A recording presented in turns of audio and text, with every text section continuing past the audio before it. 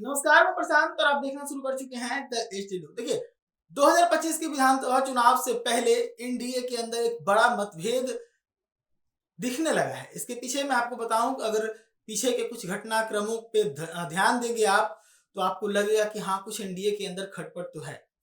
सबसे पहले बात करें जदयू और बीजेपी की रिश्तों के बीच की, तो इसमें देखिए, बिहार के मुख्यमंत्री नीतीश कुमार पिछले कुछ समय से कुछ अपने कार्यक्रम में जाते थे तो दोनों डिप्टी सीएम उनके साथ नहीं होते थे। सम्राट चौधरी नहीं होते थे, विजय कुमार सिन्हा नहीं होते थे।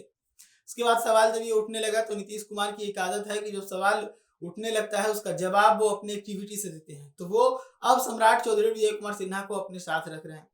वहीं गिरिराज सिंह का हिंदुत्व स्वाभिमान यात्रा है, उससे जदयू असहज हो रही है। जदयू का कहना है कि इससे मुसलमान के भावना को आहत पहुंचेगा, और इसी का अंदेशा मैंने पहले भी जताया था कि एनडीए के अंदर जो मुस्लिम को समर्थन देने वाले सेक्युलर जो पार्टियां हैं वो बीजेपी के खिलाफ चली जाएंगी अगर बीजेपी गिरिराज सिंह का समर्थन करेगी। तो वैसे में गिरिराज सिंह का जो हिंदुत्व स्वाभिमान यात्रा है उसका शुरुआत होना है। हालांकि बीजेपी के जो नेता हैं वो ज्यादातर नेता यही बयान दे रहे हैं कि ये उनका व्यक्तिगत यात्रा है, ये उनका व्यक्तिगत सोच है। लेकिन जदयू को ऐसा लगने लगा है कि गिरिराज सिंह को अंदर खाने बीजेपी का समर्थन मिल रहा है। अब ऐसे में जदयू की तरफ से विजय चौधरी ने किस प्रकार से कहा था कि उन्हें विकास की बात करना चाहिए, चुनाव पर ध्यान देना चाहिए। तो वहीं अब गोपाल मंडल भी असहज हो गए हैं। गोपाल मंडल असहज होते हुए कह रहे हैं कि गिरिराज सिंह का जो यात्रा है वो बिल्कुल गलत है। इससे देश के अंदर कई धर्मों के लोग हैं जो आहत हो जाएंगे। हिंदुत्व की बात ही क्यों हो, जब बात हो तो सबकी बात हो। हमारे मुखिया नीतीश कुमार सबकी बात करते हैं, तो हिंदुत्व को गोलबंद करने का जो तरीका है गिरिराज सिंह का, ये एक नौटंकी है। इसके साथ ही वो ये भी बता रहे हैं उनको नौटंकी करना ही था तो अपने क्षेत्र से करते, हमारे क्षेत्र से क्यों करे। मैं आपको बता दूं कि वहां के विधायक गोपाल मंडल हैं।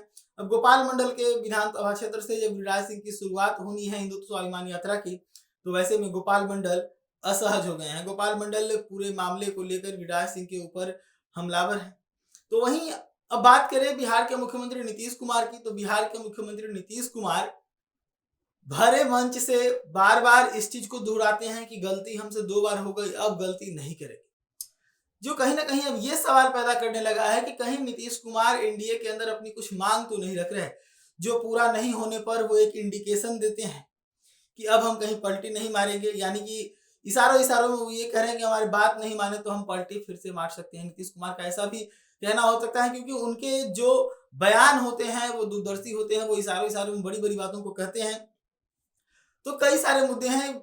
इस वक्त सीट शेयरिंग को लेकर भी बातचीत चल रहा होगा, बिहार में चुनाव है उसकी तैयारी भी चल रही होगी, कई मुद्दे होंगे जिस पर जदयू और बीजेपी के बीच बात नहीं बन पा रही होगी। तो ये सभी मुद्दे हो सकते हैं जो कहीं ना कहीं नीतीश कुमार दिखाने का प्रयास करते हैं। मंच से बार बार ये कहते हैं कि हम 2 बार इधर उधर हो गए, अब इधर उधर नहीं होंगे।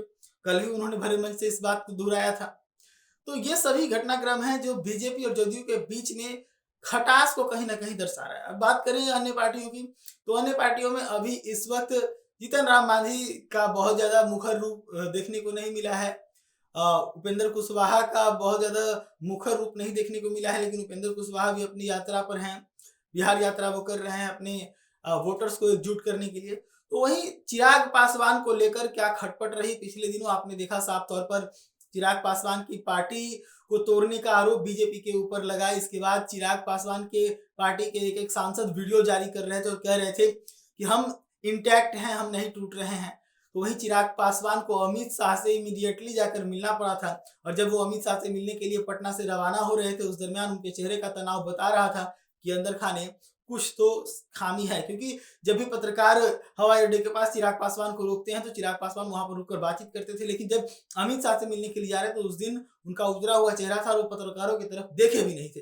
तो इससे अंदाजा ये लगने लगा था कि कुछ तो गड़बड़ है। उसके बाद चिराग पासवान अमित शाह से मुलाकात करते हैं, दोनों की मुस्कुराते हुए तस्वीरें आती है, तो लगता है कि कुछ डील दोनों के बीच हुई है। लेकिन अभी भी झारखंड मुद्दे को लेकर देखें तो चिराग पासवान का रवैया साफ है कि वहां पर हम 40 सीटों पर तैयारी कर रहे हैं और हमें सम्मानजनक सीटें नहीं मिली तो हम फिर अकेले उतर जाएंगे। तो ये कहीं ना कहीं एक बड़ा खटपट जो है वो एनडीए के अंदर नजर आ रहा है, और नीतीश कुमार और जदयू के बीच की जो खींचतान है ये एक बार फिर से कहीं ना कहीं उस रास्ते पर नीतीश कुमार को लेकर जा रहा है जहां से नीतीश कुमार एक नए विकल्प की तलाश फिर से कर सकते हैं। ऐसे तमाम खबरों के लिए जुड़े रहेगा द हिंद के साथ।